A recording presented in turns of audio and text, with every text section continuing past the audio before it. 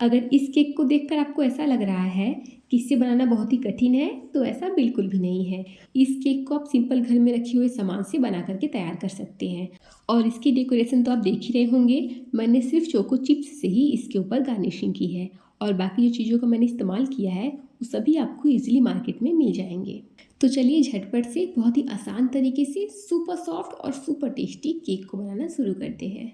तो जब भी आप केक बनाने जा रहे हैं, सबसे पहले तैयार कर लीजिए केक टिन। तो केक टिन को मैंने इस तरह से तेल से ग्रीस कर लिया है। साथ ही मैं यहाँ पर ले रही हूँ बटर पेपर। आपके पास हो तो लगा दीजिए, या फिर जब आप टिन को तेल से ग्रीस करेंगे उसी टाइम उस पर हल्का सा मैदा छिड़क दीजिए। उसके बाद बेटर को उसमें पोर कर दीजिए। यहाँ पर मैं साइड में भी बटर पेपर लगा ले रही हूँ ताकि इसे डीमोल्ड करना आसान हो जाए। तो बस केक टिन हमारा तैयार है। अब आप लीजिए कोई भी कढ़ाई, कुकर या फिर भगोना और उसमें इस तरह का स्टैंड रख दीजिए। अगर स्टैंड नहीं है तो आप कटोरी भी रख सकते हैं। उसके बाद आप इसे लो फ्लेम पर ढककर 10 मिनट के लिए प्री हीट होने दीजिए। अगर आप इस केक को ओवन में बनाना चाहते हैं तो कन्वेक्शन मोड पर 180 डिग्री सेल्सियस पर 10 मिनट के लिए इसे प्रीहीट कर लीजिए। और जब ये प्रीहीट हो जाएगा तो आप इसे 180 डिग्री सेल्सियस पर 35 से 40 मिनट के लिए केक को बेक कर लीजिएगा। तो सबसे पहले हम एक बड़ी मिक्सिंग बोल लेंगे और उसमें डाल देंगे 1/3 कप दही और 1/3 कप तेल। तेल आप कोई भी ले सकते हैं, बस सरसों का तेल मत लीजिएगा। अब इसमें हम डाल देंगे आधा कप चीनी। तो चीनी को आप मिक्सी ग्राइंडर में पीस लीजिएगा, चीनी पाउडर बन करके तैयार हो जाएगा। अब सभी को हम बढ़िया से मिक्स कर लेंगे और मेज़रमेंट के लिए आप घर की कोई भी कटोरी या फिर चाय वाला कप ले लीजिए और उसी से सारा मेजरमेंट कीजिएगा। और ये देखिए मैंने दही, तेल और चीनी को बढ़िया से मिक्स कर लिया है और इसका एकदम क्रीमी मिक्स बन करके तैयार हो गया है। अब बोल के ऊपर हम रखेंगे एक छन्नी और उसमें डाल देंगे 1 कप मैदा, 3 tablespoon cocoa powder, 1 teaspoon baking powder और half teaspoon baking soda. साथ ही में चुटकी भर नमक भी डाल देंगे। अब सभी चीज़ों को हम बढ़िया से छान लेंगे और उसके बाद इसे हल्के हाथों से मिक्स करेंगे। तो हमें इसे बहुत ज़्यादा फेंटना नहीं है, बस कट एंड फोल्ड मेथड के हिसाब से हल्के हाथों से मिक्स करना है। तो ये देखिए मैंने सभी को हल्के हाथों से मिला लिया है और अब हम इसमें डालेंगे आधा कप दूध। तो जो दूध मैंने लिया है वो सिंपल रूम टेम्परेचर का है, ना बहुत ज़्यादा गर्म है और ना ही बहुत ज़्यादा ठंडा। अब दूध को हम थोड़ा थोड़ा करके बेटर में डालते जाएंगे और इसका एक गाढ़ा घोल बना करके तैयार कर लेंगे। तो जो मैंने आधा कप दूध लिया था, सारा का सारा दूध मैंने इसमें डाल दिया है। अब सभी चीज़ों को हम हल्के हाथों से मिक्स करेंगे और मिक्स करने के बाद हम तुरंत केक को बेक करने के लिए रख देंगे, एकदम क्रीमी और स्मूथ। ये देखिए कुछ ऐसा हमारा बेटर होना चाहिए, ना बहुत ज़्यादा गाढ़ा ना बहुत ज़्यादा पतला। हम सारा बेटर इस तरह से टीन में पोर कर देंगे। तो यहाँ पर मैंने सारा बेटर टीन में डाल दिया है। तो यहाँ पर कढ़ाई अच्छे से प्रीहीट हो चुका है। अब इस तरह से हम स्टैंड के ऊपर केक टिन को रखेंगे और ढक्कन लगाकर इसे हम लो फ्लेम पर ही 40 से 50 मिनट तक बेक करेंगे। टाइम ऊपर नीचे हो सकता है, ये डिपेंड करता है कि आपने जो कढ़ाई ली है वो कितनी भारी है और गैस का फ्लेम कैसा है। तो आज के इस केक को मैं बनाने वाली हूँ ओवन में। तो 180 degree Celsius pre heated oven में 30 से 35 मिनट तक बेक कर लीजिए। तो लगभग 40 मिनट हो चुके हैं। अब हम केक को चेक कर लेते हैं।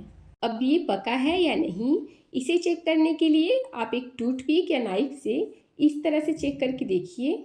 अगर चाकू या टूथपिक एकदम क्लीन निकले तो समझ जाइए कि केक बढ़िया से बेक हो चुका है। अगर आपको लगे कि ये थोड़ी सी गीली है तो आप इसे 2 मिनट तक ढक्कन लगाकर और बेक कर लीजिए। जब केक हल्की सी ठंडी हो जाएगी तब हम इस तरह से नाइफ को चारों तरफ से घुमा लेंगे ताकि इसे डीमोल्ड करना आसान हो जाए। अब केक के साइड्स के और ऊपर के बटर पेपर को हम हटा देंगे। ये देखिए मैं आपको केक को इस तरह से दबा कर दिखा रही हूँ। आप इससे ही समझ सकते हैं कि केक कितना सॉफ्ट और जालीदार बना है। तो अब हम केक को ठंडा होने के लिए रख देंगे। जब तक केक ठंडा हो रहा है तब तक हम तैयार कर लेते हैं व्हिपिंग क्रीम। तो यहाँ पर सबसे पहले हम एक बड़े बोल में आधा कप व्हिपिंग क्रीम डालेंगे। इसके साथ ही मैं फ्लेवर के लिए एक छोटी चम्मच वनीला एसेंस डाल रही हूँ। तो इन सबको करीब 5 से 7 मिनट तक हम अच्छे से बीट करेंगे जब तक कि अपने साइज का दुगना ना हो जाए। और यहाँ पर जो मैंने व्हिपिंग क्रीम यूज किया है उसमें पहले से शुगर एडेड है, इसलिए मैं इसमें अलग से कुछ नहीं ऐड करने वाली हूँ। और यहाँ पर मैंने एकदम चिल्ड व्हिपिंग क्रीम का इस्तेमाल किया है। चिल्ड व्हिपिंग क्रीम लेने से क्या होता है कि जल्दी बीट हो जाता है और अपने साइज़ का दुगना से भी अधिक हो जाता है। जैसे हम बेकरी से केक लाते हैं बिल्कुल वैसा ही टेस्ट आएगा इसका। और यहाँ पर आप देख सकते हैं कि बहुत ही जल्दी करीब 5 से 7 मिनट के अंदर ही बहुत ही बढ़िया व्हिपिंग क्रीम बन कर के तैयार हो गया है। अब आप ये कैसे पता करें कि व्हिपिंग क्रीम एकदम परफेक्ट बीट हुआ है या नहीं?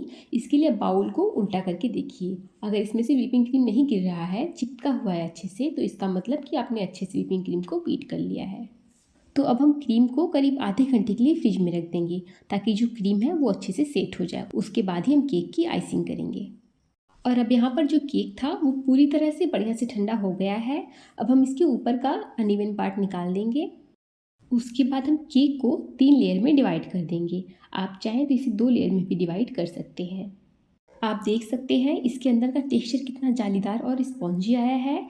और आप इस केक को ऐसे भी खा सकते हैं, ये बहुत ही टेस्टी लगेगा खाने में। तो अब ठीक इसी तरह से हम दूसरा लेयर भी काट के निकाल लेंगे।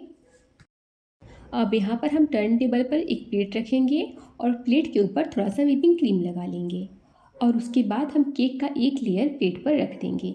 अब केक को सोक करने के लिए मैंने शुगर सिरप लिया है, जिसे बनाने के लिए मैंने आधे कप पानी में 3 से 4 चम्मच चीनी को डालकर बढ़िया से मिक्स कर दिया है। फिर हमारा शुगर सिरप बन करके तैयार हो गया। तो अब इसी शुगर सिरप से हम केक के लेयर को सोक करेंगे, जिससे हमारे केक के लेयर बहुत ही सॉफ्ट रहेंगे और लंबे समय तक ड्राई नहीं होंगे। अब केक की लेयर के ऊपर हम डालेंगे व्हिप्ड क्रीम। तो इस तरह से क्रीम को डालने के बाद हम बढ़िया से फैला देंगे।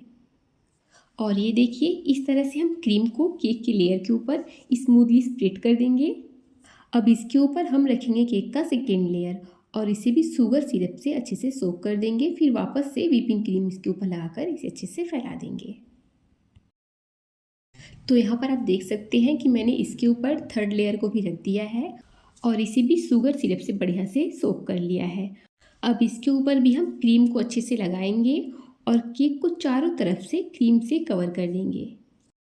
तो केक के किनारों पर क्रीम लगाने के लिए आप इस तरह से टर्न टेबल को घुमाते रहिए और केक के किनारों को बढ़िया से क्रीम से कवर कर दीजिए।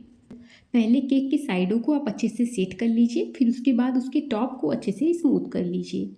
और ये देखिए कितना बढ़िया और आसान तरीके से केक क्रीम से कवर हो चुका है। तो चलिए अब इसे डेकोरेट कर देते हैं। तो अब मैं इस तरह से केक के ऊपर डार्क चोको चिप्स से और वाइट चोको चिप्स से डेकोरेट कर दूंगी। और आप देख सकते हैं कि मैंने इसे किसी भी पाइपिंग बैग से डिजाइन नहीं किया है, बहुत ही सिंपल तरीके से बस चोको चिप्स से इसे डेकोरेट कर दिया है, ताकि जो भी पहली बार केक बना रहा हो वो बहुत ही आसानी से और कम समय में बहुत ही सुंदर और स्वादिष्ट केक बना सके। तो दोस्तों केक हमारा पूरी तरह से बन करके तैयार है। अब बारी है केक को काट करके दिखाने की। और ये देखिए बहुत ही सॉफ्ट और टेस्टी केक बन करके तैयार है और इसके लेयर्स भी कितने अच्छे आए हैं और जो क्रीम लगा है वो एकदम परफेक्ट लगा है। तो दोस्तों आपने देखा कि कितने सिंपल तरीके से बिना झंझट के और बहुत ही कम सामान में बिना चॉकलेट के मैंने झटपट से केक को बना करके तैयार कर लिया है। और यकीन मानिए इस केक को जिसने भी खाया उसने बहुत तारीफ़ किया। उन्हें तो विश्वास ही नहीं हो रहा था कि ये घर के बने हुए केक हैं। बस मैंने बाद में केक के साथ क्या किया कि घर वालों ने कहा कि केक को पूरा चोको चिप्स से कवर कर दो, तो मैंने डार्क चोको चिप्स और वाइट चोको चिप्स से केक को पूरी तरह से कवर कर दिया, जो कि और भी खूबसूरत और टेस्टी लग रहे थे। उम्मीद करती हूँ कि वीडियो आपको बहुत पसंद आई होगी और वीडियो पसंद आई हो तो प्लीज़ वीडियो को लाइक शेयर ज़रूर कीजिएगा और आपके अपने चैनल भोजन हब को सब्सक्राइब करना बिल्कुल भी मत भूलिएगा। थैंक यू फॉर वॉचिंग भोजन हब।